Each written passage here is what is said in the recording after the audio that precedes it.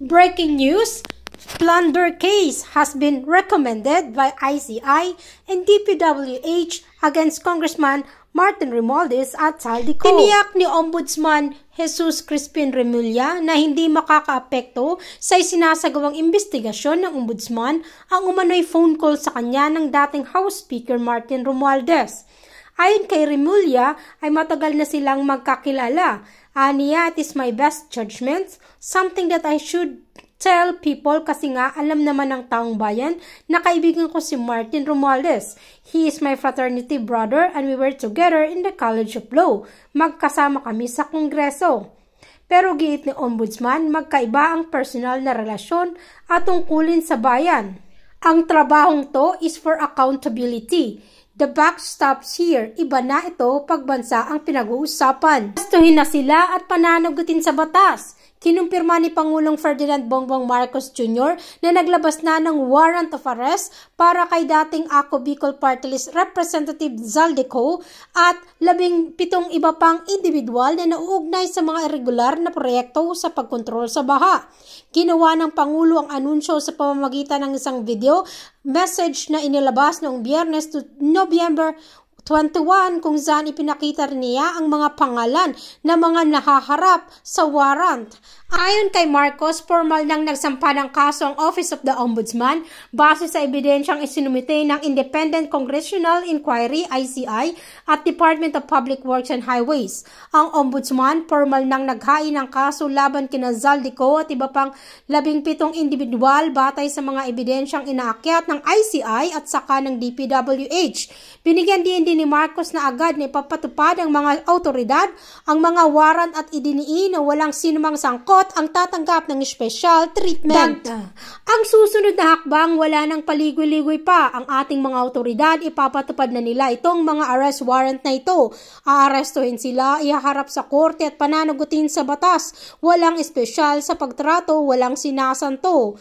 Ako ang nagsimula nito, lahat ako ang magtatapos. Ani ni Pangulong Ferdinand Marcos Jr. Narito panoorin natin ang kabuuang detalye. Ay isa pang report na aking ginagawa. Magandang araw po sa inyo lahat. Ito po ay isa pang report na aking ginagawa upang malaman ng taong bayan kung ano na ang nangyayari tungkol sa mga flood control na kaso na naging iskandalo. At kung paano kung ano ang mga ating nagawa upang mapanagot ang mga may kagagawan nito. Kaya nais kong i-report na ang Ombudsman formal nang naghain ng kaso laban kina Zaldico at iba pang 17 individual batay sa mga ebidensyang iniakyat ng ICI at saka ng DPWH. Hindi po ito haka-haka, hindi po ito kwento. Ito po ay tunay na ebidensya.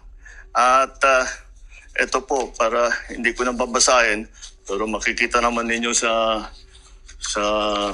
phone ninyo, ito yung listahan ng may arrest warrant na. At ang susunod na hakbang, wala nang paligoy-ligoy pa, ang ating mga otoridad ay siyempre papatupad na nila itong mga arrest warrant na ito. Aarestuhin na sila, ihaharap sa korte at pananagutin sa batas. Walang special na pagtrato, walang sinasanto. Ako ang nagsimula nitong lahat. Ako ang magtatapos. Kaya't asahan po ninyo na wala pong tigil itong aming ginagawa. At kahit na parang napakatagal ang dumaan na panahon, ako'y nagpapasalamat sa pasensya ng ating mga kababayan. Ngunit nagbunga na ng resulta ang mga pasensya ninyo. Maraming salamat po. Magandang araw po sa inyo. Something that I should tell. Di naman. Kaya nga kaya transparent tayo eh.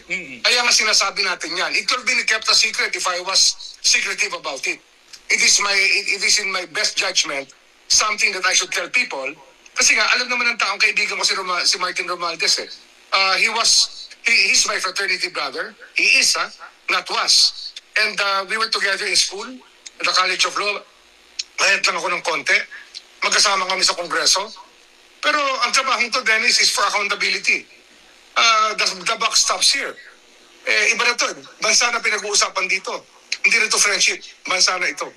Hearing si former Congressman Saldico and former House Yes. Speaker Martin Romualdez. Although yung kay former speaker, although we will invite him through Speaker Boji D, wala naman talagang direct na pag-implicate sa kanya except yung statement ni Gutesa, but we'll give him the opportunity to respond. But again, in the observance of interparliamentary courtesy, kukors namin invitation sa kanya through the speaker. Yung kay Congressman, ex-Congressman Saldico, will send the invitation doon sa kanyang established na residence. Kaya lang sir, yung Office of the Ombudsman mukhang dun sa last known residence, parang they refuse to accept yung pinadala ng Ombudsman. Well, it's up to them, no? Kasi kung hindi ma-hit yung invitation, ang susunod subpoena. At kung hindi pa rin siya sisipot based on the subpoena, then somebody may move for the issuance of a contempt citation and eventually a warrant of arrest. At yung warrant of arrest, sir, yun, pwedeng hingin ang tulong ng Interpol para arestuhin kung saang bansa siya nandun? Probably, kasi valid naman yung warrant of arrest, yung i-issue ng Senate. So that is as valid as any warrant of arrest issued by the court. I don't know, I'm not sure. But we will try. No? Sir, may info daw kung sisipot si former Speaker Romualdez sa hearing ng Senate. May advance info kayo, sir? Wala. Iniintay ko yung feedback niya or feedback ni Speaker D. At saka dating Speaker Romualdez din kay SP Soto. Kasi nakipag-coordinate lang ako sa office ni Senate President or kay Senate President himself. Sabi niya mukhang magkakausap yata sila this week. So sabi ko, pakitanong mo lang sa kanya kung gusto niya magkaroon ng opportunity because this happened before. Ako yung chairman ng public order na mention yung pangalan ni Congressman Veloso, di ba? And they requested me to be given the opportunity to make their manifestation and I gave them that opportunity. So if you remember, yung mga naandito previous Congress na yon, di ba pinagsalita namin si Congressman Veloso, si Ching Veloso. So pwede niyang gawin yun. Ano?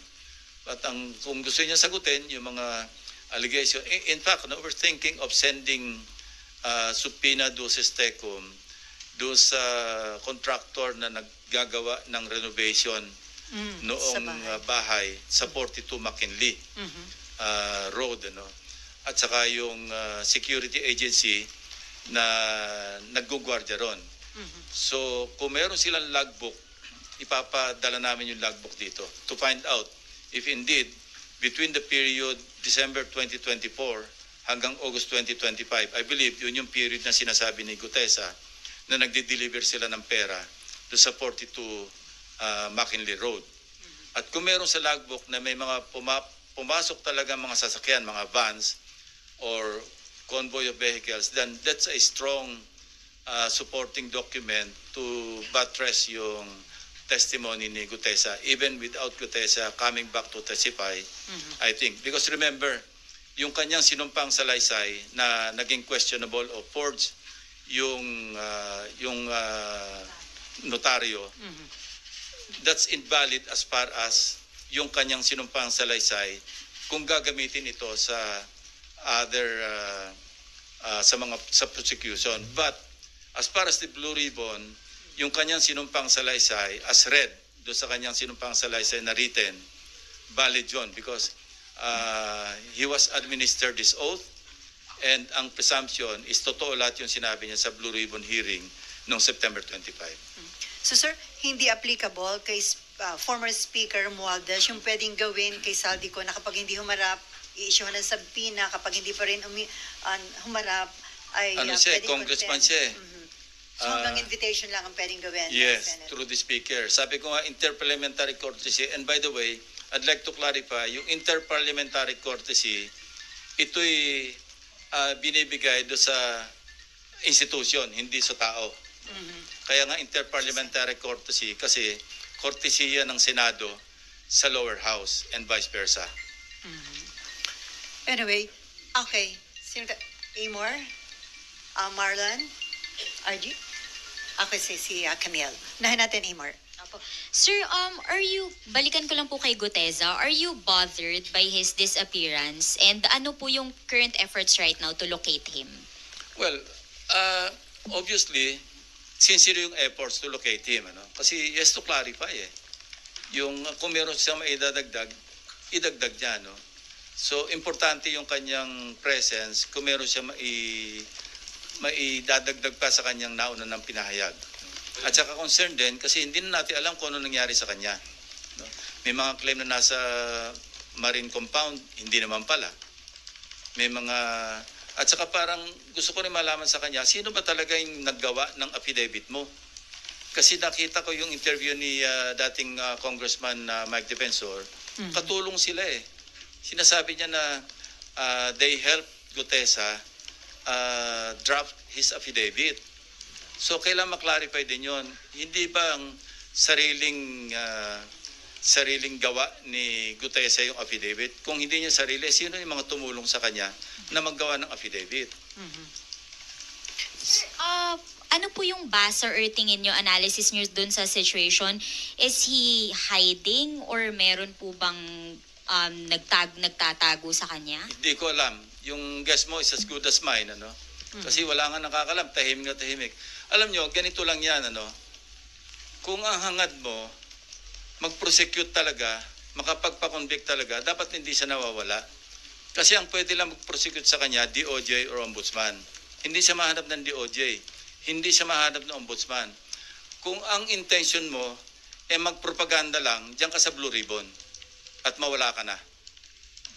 Kasi yun lang Sa ngayon, di ba, nagkaroon ng isipan sa mga kababayan natin na siya lang ang nakapag-implicate kay Speaker Romualdez. Although kay Congressman Saldico, hindi lang siya, ang dami pang ibang nag-implicate sa kanya, nauna na. Pero ang importante rito, in-implicate niya si dating Speaker Romualdez at nag-iisa siya nakapag-implicate. Pagkatapos nawala siya. So kung ang hangarin mo is talagang logical conclusion, which is to prosecute and convict former Speaker Romualdez, dapat nandito siya. Hindi man sa Blue Ribbon, kung inisip niyang hindi siya makapagtiwala sa Blue Ribbon, humarap man lang siya sa DOJ, humarap man lang siya sa Ombudsman. Kung yun ang hangarin. So now, anong isipin natin? Bakit Blue Ribbon lang at pagkatapos ng isang pagsipot, nawala ka na? So sir, hindi niyo ba tatanungin si Mike Defensor considering na siya ang nagbigay kay Marcoleta? Yun nga, papadala namin yung subpoena through the office of Senator Marcoleta. No? And yung sinasabi niya na ini-spyan ko siya, hindi yun ang dahilan. Gusto ko lang makita, kaya pinareview ko yun, para makita ko, baka sakali may nakakakilala o makikilala natin yung kasabay niyan dumating. So incidental na lamang yon na sinalubong pala siya ng staff ni Senator Marcoleta, dinala sa opisina niya, nag-stay for a while, tapos nanood ng hearing doon sa gallery hanggang sa tinawag siya, 10:27 I think. But he stayed there. He arrived at around 8:27. At saka yung CCTV, this is a public place. Yung Senado. Huwag tayong magtaka. Alam na natin na merong CCTV dyan. Kayo mismo na mamonitor nyo kami pag dumarating na kami, di ba? Kaya minsan nakaabang na kayo sa second floor. So this is an open area. No? And, you know, meron tayong jurisprudence tungkol sa CCTV footages. Yun yung Ople versus Torres. Ang tawag doon, ang doctrine doon, yung reasonable expectation of privacy. Meaning, pag nasa public place ka, i-expect mo naman na yung privacy mo mako-compromise, no? May reasonable expectation privacy. Kung nasa private place ka, now, I heard Senator Marcoleta na kung ako raw ba nagbi-Big Brother o okay lang ba raw na tiktikan niya rin opisina ko? Well, bibigyan ko siya ng logbook kung gusto niya everyday, kung sino yung pupunta sa office ko. At walang contractor na pupunta doon. Wala maski sino pupunta except mga official business. Public place to Wag tayong maging onion skin na lalabas yung mga bisita natin o kung sino yung mga pinatawag natin. Dahil CCTV yan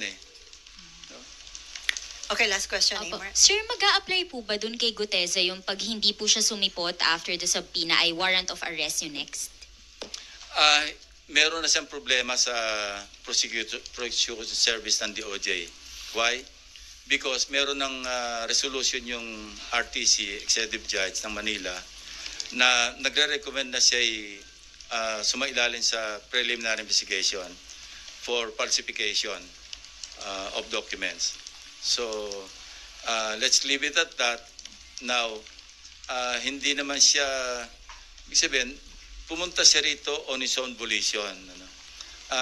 Para gipitin pa siya na i-issue siya ng subpoena and then warrant of arrest, papakontempt, I don't want to go there.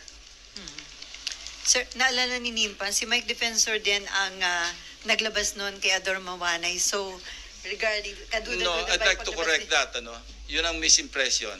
Hindi si Ador Mawanay, si Udong Mahusay. Udong. Remember, si Udong Mahusay, yun yung whistleblower against former FG. Di ba? Nung nasa safe house, hindi kinidnap, ni-rescue ni Mike Defensor. So, nawala yun as witness. Si Ador Mawanay, ewan ko kung sinong sirari ng ulo na nag-recruit. Nag-invento ng mga account numbers na meron kaming $700 million dalawa ni ERAP na in several foreign banks. And ano lang to, trivia. I myself, kasi nag-alala ko noon, baka mamaya dinipositohan nila ako ng pera sa Hong Kong na i-withdraw nila lang para maipakita lang na meron akong account na ganun kalaki sa Hong Kong. So ako mismo nagkusang loob noon, I wrote the regional director of HSBC? No, hindi. Ano ito? Hong Kong. Yung isang bangko. Anyway, na nag-reply, ang sagot sa akin, yung pattern ng account number ni Mawanay, pattern ng account number ng credit card, hindi ng bank account. Doon pa lang alam ko na nagsisinungaling siya. And by the way, Victor Corpus, siya kasi nag-handle, after 10 years or more than 10 years, he approached me through a fellow cavalier na gusto rin mag-apologize personally. And I accepted.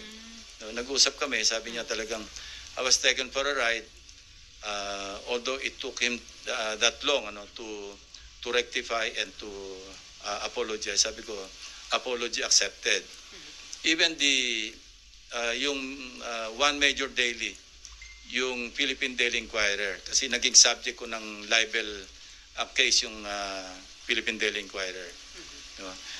They tried to negotiate with me doon sa aming libel case. Sabi niya, any story that you want, headline or above the fold. Sabi ko, I don't want that. Ang kailangan ko lang to get back or restore my dignity. Maggawa lang kayo ng konting erratum, public apology, kasi talagang for the longest time, yung nagsuffer ako ng gusto. So, this is nothing new to me, yung nangyaring ganyan na nagre-recruit ng witness, nakapanira ng tao, because I've been there. I've done that. So sir, may info ka ba? Bakit si Mike Defensor ang nilapitan ni Gutesa? Tapos si Mike Defensor inilapit naman kay Senator Marcoleta?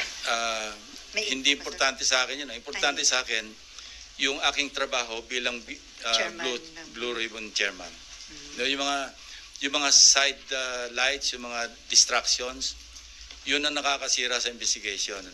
When somebody disrupts the proceeding, when somebody distracts yung attention, hindi tayo makapokus sa real issue, then doon tayo maliligaw. Okay. Marlon, then Camille, and then Raymond, and then Nympha. And since na-mention nyo na valid naman yung testimony kasi dahil under oath yung sinabi sa hearing, may effect pa ba sa credibility niya yung sinasabing forged? Yes, valid, pero somehow makaka-affect sa credibility niya. Kasi di ba sabi rin ng mga abogado, falsus in uno, falsus in omnibus, false in one, false in all. So hindi ko sinasabing hindi totoo yung sinasabi ni Gutesa sa kanyang affidavit o sa kanyang pagsasalaysay sa Blue Ribbon Committee. Pero hindi ko rin sinasabi na solid yung kanyang credibility. Kasi siya mismo nagsabi, nang tanongin siya, na siya mismo nagpa-notaryo ng kanyang sinumpang salaysay. So, alin dyan ang totoo, alin ang hindi. Hindi na natin alam. And doon din, pag hinimay natin yung kanyang statement, minsan box, minsan maleta. No? Tapos parang hindi kakasya doon sa sinabi niyang isa o dalawang vans, yung iba SUV. Hindi kakasya yung 46 na maleta. Parang hindi kakasya doon. So these are, if we examine the testimony o yung kanyang yung as narrated, titingnan natin lahat yon. And paggawa ng committee report, pati sa recommendation, kung sino ba yung papayalan ng charges, all those things will be considered. Sir, tinry niyo po bang lapitan o kausapin si Senator Marcoleta since siya yung nagpresenta? Baka siya yung dapat mag-exert din ng efforts to locate yung witness niya. Hindi kami nag-uusap Sir, Basta papadalo ko lang supina sa office niya. Bahala siya kung gusto niya produce niya.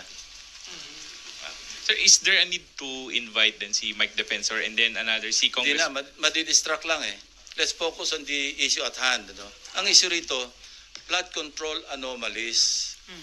Mga ghost projects, substandard na projects, hindi lang flood control, pati yung buong national budget natin apektado. Pati yung buong bansa natin apektado. So let's not be distracted by the presence of Mike Defensor, kung sino-sino man. Ako, I'd rather stay focused on the issue at hand. How about Sir si Congressman Eric Yap na binanggit din ni Gutesa dun sa affidavit niya? Well, we can send the invitation to him through the speaker, kasi incumbent naman siyang congressman. Sir, balikan ko lang yung very important witness. Gaano siya kahalaga dun sa Mahalaga. sa puzzle? Mahalaga. Wala. Ibang details, sir. Pwede. Basta mahalaga. Abot naman tayo doon. Alam nyo, Christmas is just around the corner. Yung November 14 is much, much closer a corner Just wait. than Christmas. Hintayin na lang natin. Okay. Sino ba? Camille, Raymond, Nympha, and then Mav. Sir, yung kay Gutesa po, kung hindi po siya a-attend or kung umattend po siya at walang magko-corroborate ng mga sinabi niya, will it end his presence? Ibig ko sabihin, tutuldukan niyo po ba? Considering na dati po kayong investigador. Yeah, kung wala na siya may dadagdag at yung say-so niya lang, allegation lang na mag-isa, mukhang mahirap ang stand-alone So, maski ba sino, halimbawa si Sally, nag-volunteer mag-witness, sinabi niya, nagbigay siya ng pera kay President Marcos, tapos hinto siya doon, papaniwalaan ba natin si Sally? Dapat. Nang wala siyang pang-suporta man lamang na ebidensya doon sa kanya sinabi. Yeah. Sana kung meron siyang resibo o nakapagtabi man lang siya ng maski yung post-it na 48 million at dinala niya, eto nga nakapagtabi ako ng isang post-it. No? Na mukhang post-it talaga nung araw, hindi yung ginawa lang ngayon. So, yun, mga notes. Alam nyo, nung investigador ako, meron kami tinatawag na investigator's notebook. Yan, ina-admit sa court yan May puprobo naman na sinulat mo yan nung nasa crime scene ka na ikaw nagte-take ng notes. Yun, valid yun.